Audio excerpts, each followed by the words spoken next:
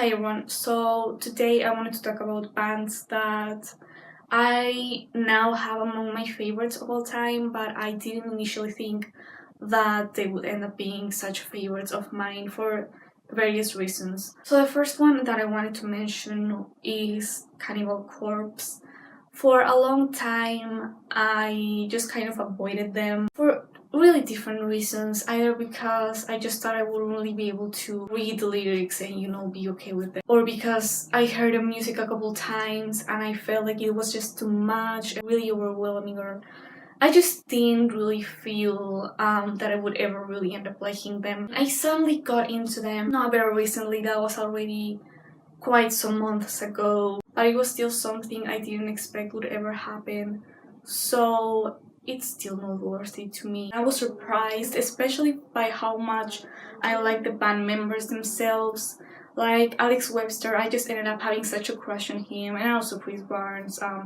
He's not in the band anymore, I know, but I don't know how exactly I stopped finding the music so overwhelming. I just started by listening to Eaten Back to Life, and I was like, you know what, this is really, I can really get behind this. I especially liked Edible Autopsy. Then I listened to Tomb of the Mutilated, started by Hammer Smashed Face, and then listened to the rest of the album gradually.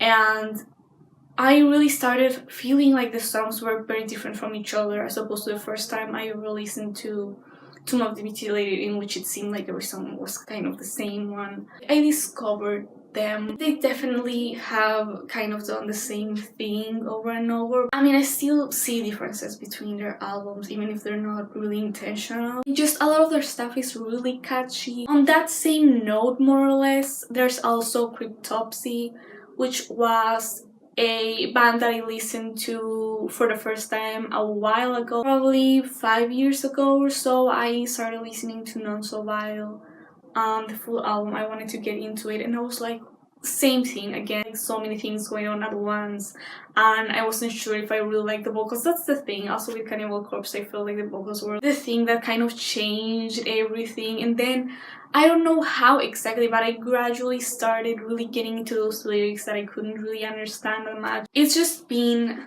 so nice. Now I especially like their first two albums.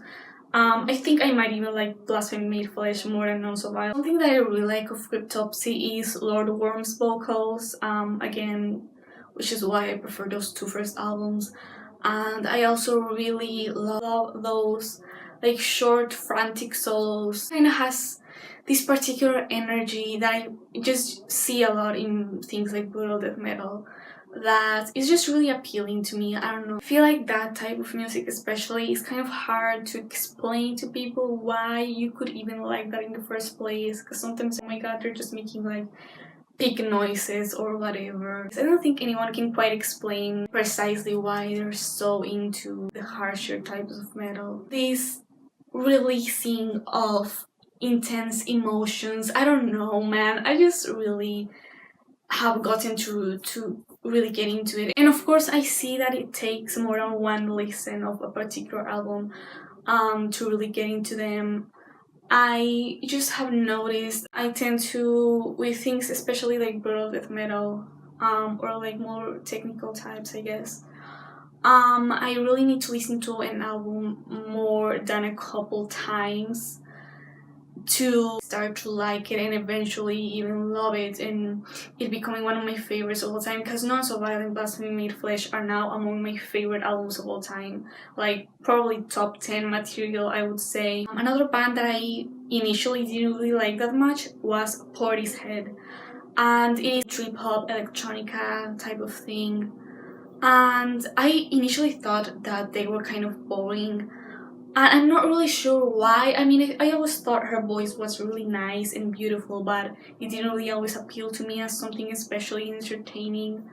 But again, it took a couple listens to the album Dummy, and suddenly it clicked, and I was, oh my god, this is one of the best albums I've ever listened to. And after that, I could easily get into their self-titled album, and also their last album, Third. I thought all of those were just so beautiful. It's true that it's a little bit slower, and it's just really emotional.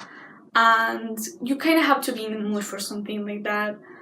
But I think that just sometimes I just feel like having something really soft and slow and sexy and kind of feminine, but also mysterious and dark, and that's really what Portishead is to me. I really recommend them. Even if you think you're not really into that type of music in general, I think you might make an exception for them. So the last band that I'm going to talk about is Blonde Redhead.